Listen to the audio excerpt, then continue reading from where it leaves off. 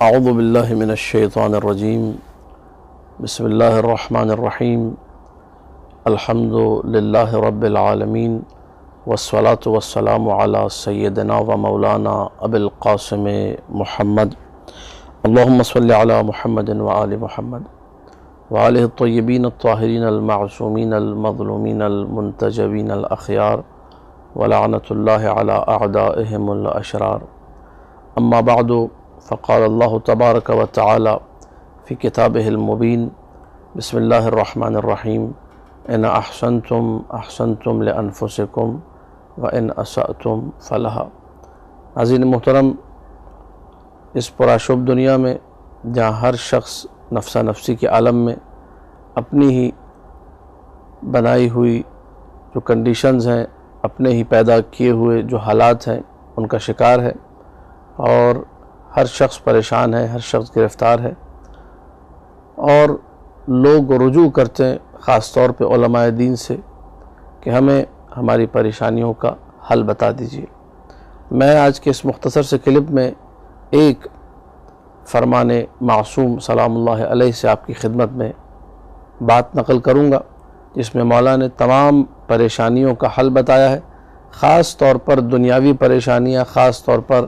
رزق کے حوالے سے جو پریشانیاں ہیں، ان تمام پریشانیوں کو حل کرنے کا طریقہ بتایا ہے،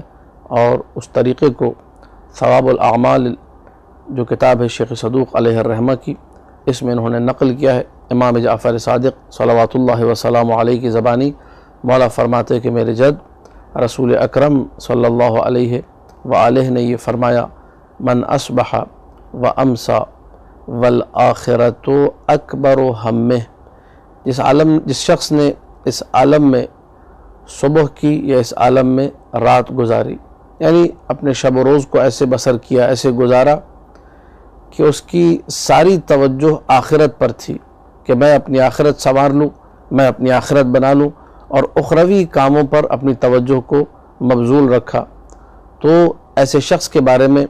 معصوم کا کیا کہنا ہے؟ یہ کتاب اس وقت میرے سامنے ہے، ثواب الاعمال، کہ جس میں رسول اکرم کا ارشاد ہے، جعل اللہ القناعۃ فی قلبہ، اللہ سبحانہ و تعالی اس کو قناعت کرنے والوں میں قرار دیتا ہے، اس کو اپنی قسمت پر راضی رہنے والوں میں سے قرار دیتا ہے، وجمع لہ امرہ، اور اس کے کاموں کو سنوار دیتا ہے۔ یعنی اگر کوئی شخص اپنی آخرت کی فکر کرے تو اس کی دنیاوی کاموں کو سنوارنا اللہ کی ذمہ داری ہے۔ وَلَمْ يَخْرُجْ مِنَ الدُّنْيَا، یہ شخص اس دنیا سے نہیں جاتا حَتَّى يَسْتَكْمِلَ رِزْقَهُ، جتنا یہ رزق حاصل کر سکتا ہے وہ تمام کا تمام رزق یہ سمیٹ کر اس دنیا میں حاصل کر کے تبھی اس دنیا سے جائے گا۔ یہ معصوم کا فرمان ہے۔ اور اس کے بعد اس کے برعکس میں اپنی بات کروں، یا اگر کوئی اس حالت میں اپنے آپ کو پاتا ہے وہ اپنے اوپر رکھ کے سوچے، من اصبح و امسا والدنیا اکبر ہمہ، جو شب و روز اس عالم میں بسر کرے کہ اس کی ساری فکر دنیا کے حوالے سے ہو، پتہ نہیں کل کیا ہوگا، پتہ نہیں کل میرا کیا بنے گا، کل میرے بگڑے ہوئے کام کیسے بنیں گے، اور دنیا ہی دنیا ہی دنیا، آخرت کی کوئی فکر نہیں اس کو، اس سے میرا مسئلہ حل ہو جائے گا، اس سے میرا مسئلہ حل ہو جائے گا، وہ میرا کام نکال دے گا، وہ میرا کام بنا دے گا، اس کے پاس میرے مسئلے کا حل ہے، اس فون کانٹیکٹ پہ میں رابطہ کرتا ہوں، شاید یہ میری مشکل کشائی کر سکے، نہ اس میں اللہ ہے، نہ اس میں اہل بیت ہے، کہیں ان کا کوئی سروکار نہیں ہے، صدقہ دینے پر یہ تیار نہیں ہے، اپنا خمس وقت پیدا کرنے پہ یہ تیار نہیں ہے، اگر کسان ہے تو زکوٰۃ دینے کو تیار نہیں ہے، کوئی اخروی کام کے لیے تیار نہیں ہے، کسی قسم کی عبادت کے لیے تیار نہیں،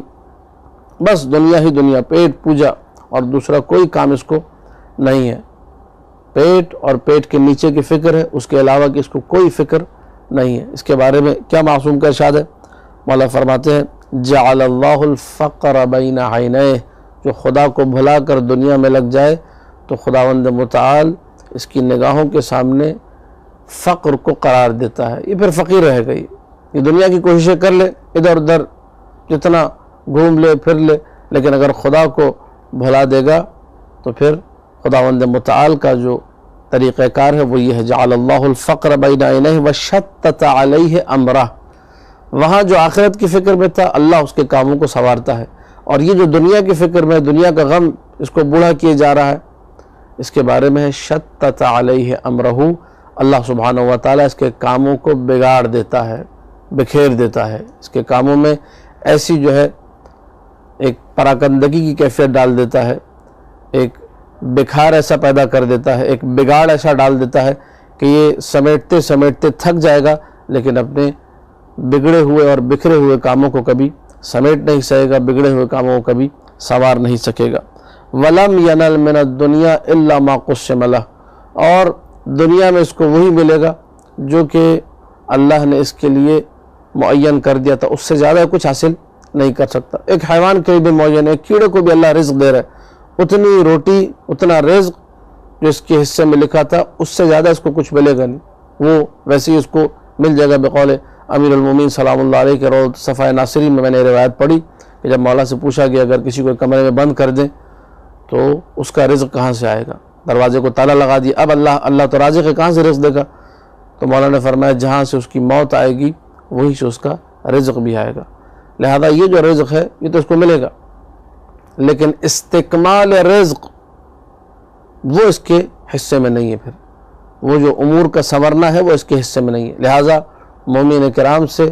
گزارش یہ ہے جو پریشان رہتے ہیں، جو مشکلات کا شکار ہیں، جو پریشانیوں کا شکار ہیں، بجائے اس کے کہ آپ عاملوں کے پاس چکر لگائیں، بجائے اس کے کہ تعویذ گنڈوں کے چکروں میں لگیں، بجائے اس کے کہ آپ ادھر ادھر جو شارٹ کٹس کے چکر میں بھاگیں، سب سے بہترین طریقہ کار اور اپنی ذمہ داری کو اس کی شناخت کرتے ہوئے، اپنے وظیفے کو پہچانتے ہوئے جو بہترین طریقہ کار ہے وہ یہ ہے کہ انسان اپنی آخرت کی فکر کرے، اپنے واجبات کو انجام دے، حرام کاموں سے بچے، اس سے دنیا بھی بنے گی، آخرت بھی بنے گی۔ والسلام علیکم ورحمۃ اللہ وبرکاتہ۔